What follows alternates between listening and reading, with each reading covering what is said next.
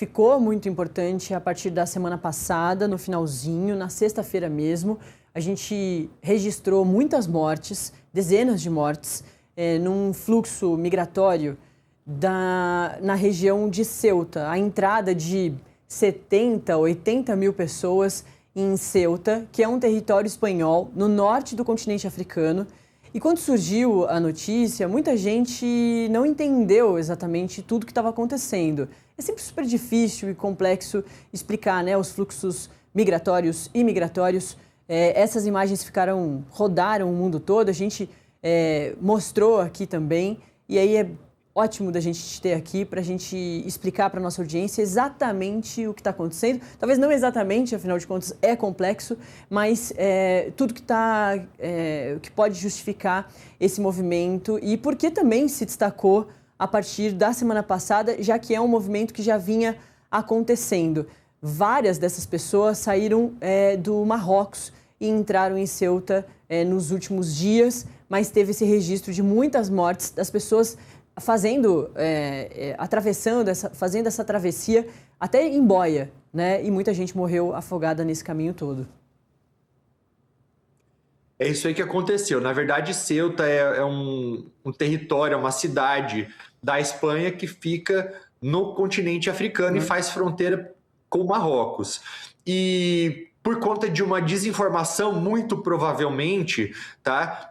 As pessoas ficaram sabendo pela internet, pelos aplicativos como Instagram, WhatsApp, TikTok, de que se elas conseguissem entrar pela Espanha, pelo mar, elas não seriam, e aí na Espanha eu digo em Ceuta, elas não seriam imediatamente devolvidas, porque de fato houve algumas semanas, alguns meses, uma decisão da Suprema Corte Espanhola que fala justamente isso, que pessoas que tentassem ou que entrassem na Espanha por via terrestre, elas poderiam ser imediatamente deportadas ou devolvidas para onde elas tentaram entrar. E no caso pelo mar, o que essa decisão da Suprema Corte fez? Ela não fala que essas pessoas não vão ser devolvidas, ela não fala que essas pessoas vão ganhar um status permanente para poderem ficar na Espanha, não é isso. Ela fala só que a maneira como essa devolução vai acontecer vai ser burocrática, por um processo e não ali de maneira imediata.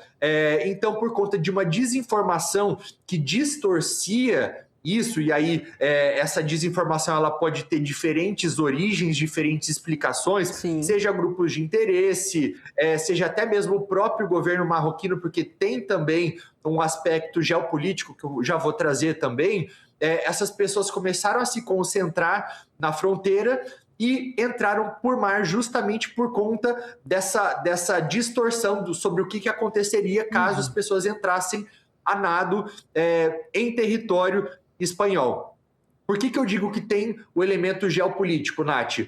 Porque no dia 20 de julho, o primeiro-ministro da Espanha, que é o Pedro Sánchez, ele fez uma visita à Argélia, que é outro país da região, para discutir cooperação, retomada das relações ali econômicas entre os dois países, compra de energia, e a gente sabe que a Europa hoje ela não está podendo ela não pode abrir mão de energia por conta da guerra na Ucrânia, então ela já não compra mais tanto petróleo, tanto gás da Rússia, tem a guerra no Oriente Médio, também no Irã, então o petróleo hoje, a oferta mundial, ela está mais escassa do que estava antes, e o Pedro Sánchez da Espanha, ele foi discutir a compra de gás da Argélia até a Espanha, só que o que acontece? O Marrocos ele é o inimigo da Argélia, porque os dois, se por um lado existe uma região ali que o Marrocos ele clama, ele diz que ela é sua, a Argélia ela apoia um grupo que defende que esse grupo ele deveria ter a independência sobre esse território que o Marrocos diz que é seu.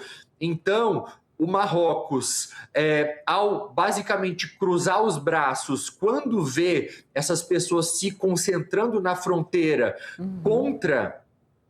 na fronteira da Espanha, está dizendo o seguinte: se você se aproximar do meu inimigo, que apoia a independência de uma região que é minha, eu vou usar a imigração como arma de pressão. Então a gente vê aí o Marrocos fazendo duas coisas ao mesmo tempo. A primeira delas é pressionando a Espanha com base nisso, né, Sim. mostrando o custo de não estar alinhado diplomaticamente com a Espanha. E depois, quando o Marrocos ele volta a cooperar para que essas pessoas retornem ao seu território, e de fato a maior parte acabou voltando já, o Marrocos está dizendo: ser meu amigo vale muito mais a pena. Então é o Marrocos mandando essas duas mensagens ao mesmo tempo. Isso, desses 80 mil que entraram, né, 73 mil já foram devolvidos. É isso, Urian, acho que você fez um resumão muito detalhado e deu para entender tudo o que você trouxe. Quando surgiu essa história toda, acho que havia um desconhecimento muito grande no mundo todo, acho que dá para dizer isso, de que o Marrocos não é esse país que vive uma guerra, por exemplo, né? Quando a gente vê muita gente saindo, né, esse fluxo de 80 mil pessoas, geralmente é quando tem uma situação assim de guerra, as pessoas estão desesperadas, querendo sair do seu país, e chamou muita atenção porque o Marrocos não era esse país que tem uma destruição dos direitos humanos, dos direitos civis, porque, então, 80 mil pessoas quiseram sair, acho que você já trouxe bastante desses contextos.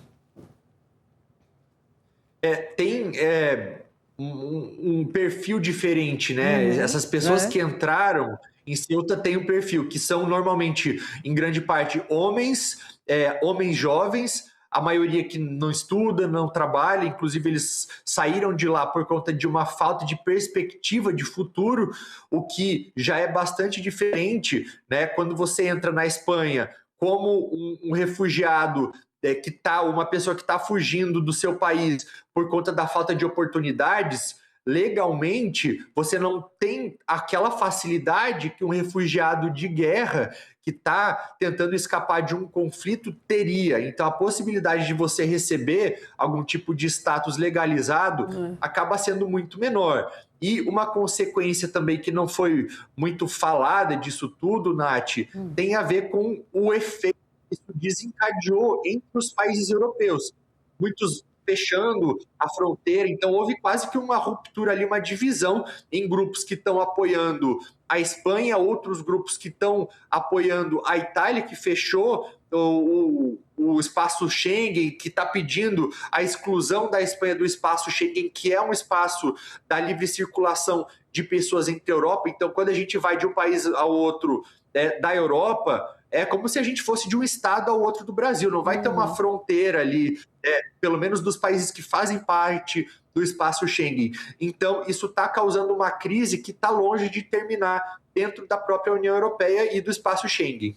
Urian, eu acho que chama muita atenção também, porque o Brasil é um país que lida, claro, por diversos motivos, mas muito diferente com a questão migratória, talvez uma aceitação muito maior disso tudo. E a Europa, a gente já ouve isso, é uma coisa histórica, que tem bastante dificuldade, né, de lidar, tem índices gigantescos de xenofobia, do quanto são preconceituosos com esses imigrantes do continente africano, em vários países, né, França, agora a gente está falando de uma situação específica da Espanha, e o que você também está trazendo agora nesse final é justamente sobre uma situação que piora esse debate, mas piora no sentido de forçar o debate a acontecer. É muito impressionante o que a gente viu acontecendo lá em Ceuta. De um dia para o outro, a gente fica sabendo que é uma situação que já acontece durante alguns dias,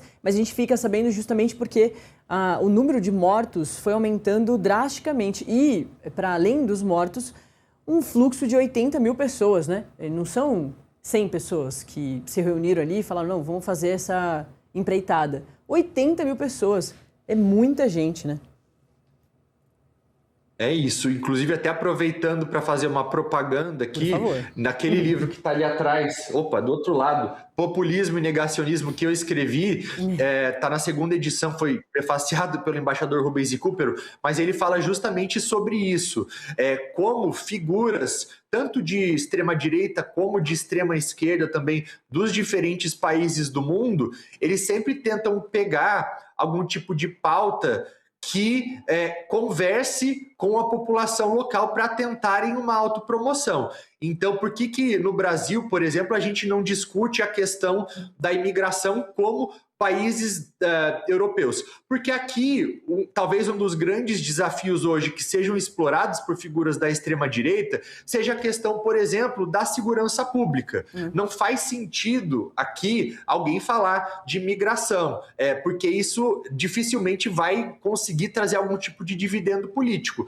Agora, na Europa já não. Então, eles precisam escolher algum tema, algum grupo específico para, de alguma forma, usar esse grupo como bode expiatório e tentar, assim, se projetar como aqueles que vão oferecer uma solução mágica. Até mesmo por isso que o próprio Donald Trump e outras figuras da extrema-direita mundial têm tentado usar dessas imagens que a gente viu como arma.